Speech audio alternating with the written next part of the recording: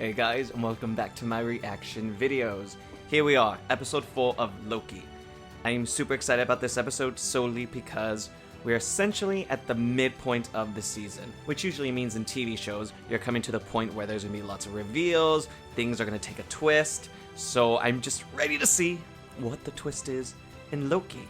So, here we go. Asgard. On the authority of the Timekeepers, I hereby arrest you for crimes against the sacred timeline.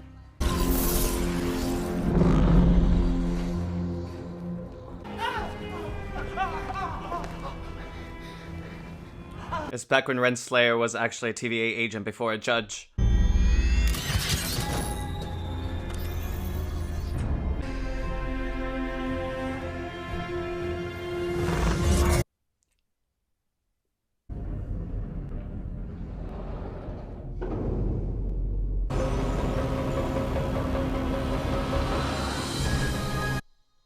Oh, they look so sinister! Ah! That makes me a bit sad then, because Sylvie's been running for a very, very long time. I need access to Mother C20. I'm sorry, but that's impossible. Look, she could have information. She's dead. MOBIUS. What?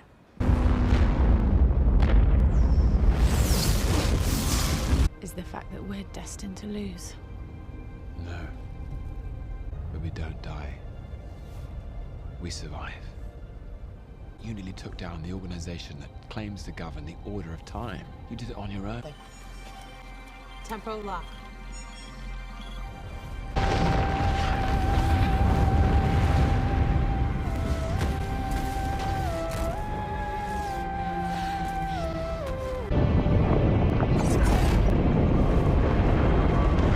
Well, I mean, let's be honest, we knew they weren't gonna die there. It's interesting to note, though, the whole concept was that Sylvie was hiding in the apocalypse to avoid being found by the TVA. So essentially, I would assume then branch realities don't really happen, because in the apocalypse, you know, Loki, when they were at Pompeii, was yelling and causing chaos, but nothing was registering. Yet, here they are, Loki and Sylvie, at the apocalypse, and a branch reality is forming. That has to be of significance, but what is it that's making that? Is it just because they're there together? Is it because I think Loki's kind of into himself, aka Sylvie? TBD. TBD. You.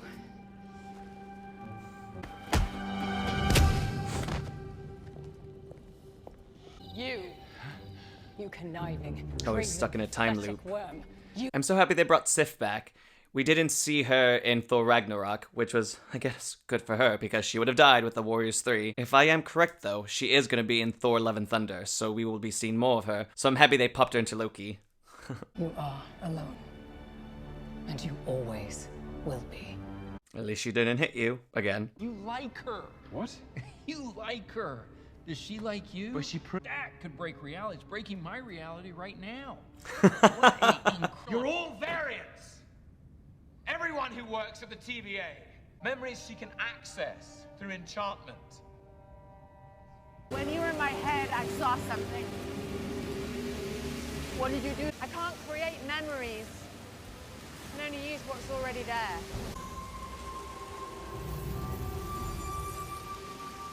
I looked happy. FYI, the music in this show is so good. Like, even just like right there in that moment, I was just getting like goosebumps just because of the music. I mean, good acting, but the music. Calm down, I'm a variant. I'm ending this. So she is dead. I think she got pruned.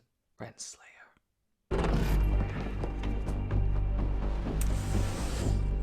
And wherever I had a life before the TVA came along. Maybe I had a jet ski. Prune him. Do you remember me? I do. What was my Nexus event? I don't remember. Ooh, the way she said that. She was so grinny and you could see it. She knows. She knows. She just didn't want to say evil. Gracious Timekeepers. As promised. Is that the only reason you brought... No, variant, you're nothing but a cosmic discipline.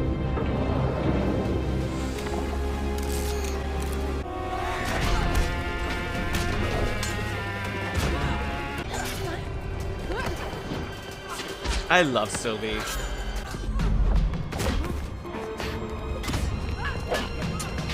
Oh yeah? It's very much like the Wizard of Oz. I knew they weren't going to be quote-unquote real, the robots. Mindless androids.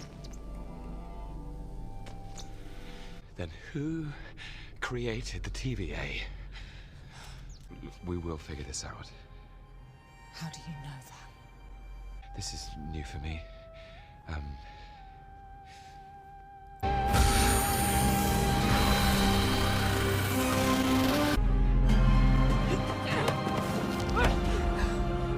You're gonna tell me everything.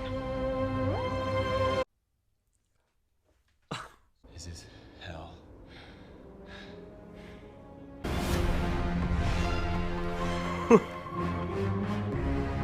What? Okay. That was brilliant. Okay, so maybe when they prune you, maybe you don't die. Okay, a couple things are going through my head. I was under the assumption that when you get pruned, you aren't necessarily killed, but you're like reset, so you're put back into your timeline. But then, if they've caused a branch reality, and you know they set up their little time bomb to destroy the branch reality, then maybe you do die, because if your reality isn't there and you get pruned and sent back, you essentially die, right?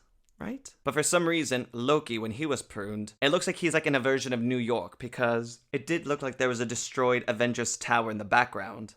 Ugh. This is shaping up for something, obviously, because they've mentioned before earlier in the season that they've pruned so many Loki variants, more than any other character, I guess, in the timeline. Yet, they're not necessarily killing them. They seem to be locking them in this place he just got sent to when he got pruned. Because there's like 3 other, I mean, I guess if you count the alligator, there's 4 other Loki variants there with him. So why are they doing this to Loki? Oh, that was so good! I'm loving all these Loki variants. It's so clever. And I loved that the one guy on the right, the older one, literally is in the traditional costume of Loki from the comic books. I think it's so clever that Marvel inserts these whenever they have the chance. The same way in WandaVision, during the Halloween episode, Scarlet Witch was wearing her traditional Scarlet Witch costume, and so was Vision. So they just do it so clever, and for people like me who read the comic books, watch the cartoons, it's such a good shout out, and you're just appreciative about it. But where is he? Where is he? It's so, I want to know. I want to know. I'm not surprised that the Timekeepers are androids. Solely because, I mean, if you're going to see the Timekeepers, there's the twist. There had to be a twist to it. So now I'm just wondering, are the Timekeepers just a front for someone else? Or is there just really no one? Maybe it was Miss Minutes all along. Who knows?